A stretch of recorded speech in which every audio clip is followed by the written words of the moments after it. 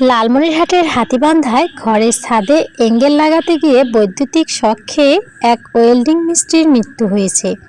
সোমবার বিকেলে হাতীবান্ধা উপজেলার বড়খাতা ইউনিয়নের ৯ নং ওয়ার্ডের পূর্ব সারডুবি এলাকায় এ ঘটনা ঘটে।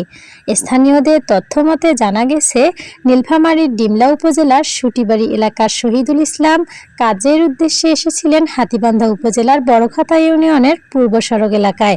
সোমবার বিকেলে একটি গুদাম ঘরের ছাদে লোহার এঙ্গেল লাগানোর সময় ঘরের কাছাকাছি থাকা 11 কেভি বিদ্যুৎ লাইনের সংস্পর্শে লোহার এঙ্গেল লাগলে তড়িতাহত হন তিনি।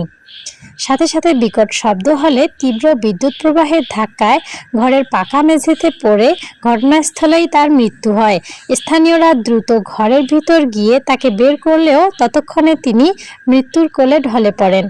খবর পেয়ে সাথে সাথে ঘটনাস্থলে পুলিশ টিম পাঠিয়েছেন হাতীবান্ধা থানার ওসি। ঘটনার সত্যতা নিশ্চিত করে তিনি জানান, বিষয়টি খুবই দুঃখজনক।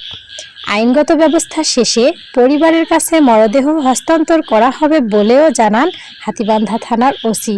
বিদ্যুৎ নিয়ে ঝুঁকিপূর্ণ কাজ করার সময় কোনো রকম নিরাপত্তা বেল্ট না থাকায় এ দুর্ঘটনা ঘটেছে বলে মনে করেন এলাকাবাসী।